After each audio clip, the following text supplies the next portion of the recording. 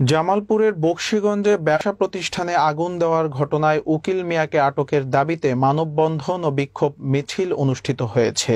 বকশীগঞ্জ প্রতিনিধি এমদাদুল হক লালনের প্রতিবেদনে দেখুন বিস্তারিত। বুধবার সকালে উপজেলার বাট্টাজোর ইউনিয়নের জিন্নাহ বাজারের ব্যবসায়ী ও এলাকাবাসীর ব্যানারে এ বিক্ষোভ মিছিল ও মানববন্ধন অনুষ্ঠিত হয়। এ সময় বক্তব্য রাখেন ডাক্তার লিয়াকত হোসেন, মোরাদুজ্জামান মোরাদ, আতিকুর রহমান আতিক, বাচ্চা মিয়া সহ আরও অনেকেই। বক্তারা বলেন, বাট্টাজোর ইউনিয়নের চরিয়াপাড়া গ্রামের মুজিবুর রহমানের ছেলে উকিল মিয়া পূর্ব শত্রুতার জের ধরে গত 22 মে বুধবার দিবাগত রাতে আগুন দিয়ে মার্কেটের 6টি দোকান পুড়িয়ে ফেলে, যা সিসি ক্যামেরা ফুটেজে দেখা গেছে।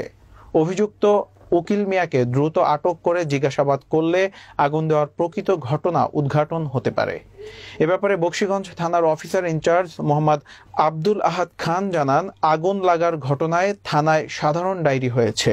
সিসি ফুটেজ দেখে ঘটনার উদ্ঘাটনের মাঠে কাজ করছে পুলিশ। ছিল এর আগে ওর বাবার ইতিহাস গুরু চূড়ায় ধরা খাইছে এবং এই ছেলেটা এত শয়তান ছিল, আমরা অনেক বলছি বাবার তুই ভালো হয়ে যা। তারপরেও আমার ঘরের পশ্চিম পাশে আব্দুল্লাহর কাপড়ের দোকানের কর্নারে পিস্টল দিয়ে আগুন লাগাই দিছে, সিসি ক্যামেরায় দেখা গেছে। এমপি সাহেব মহোদয়ের কাছে অনুরোধ করছি আমি, আমাদের এই জিনিসটাকে আমরা একটু নজরে আইনে আমরা সুষ্ঠু এবং সুন্দরভাবে সমাধান দেওয়ার জন্য আমি বিশেষভাবে অনুরোধ করছি।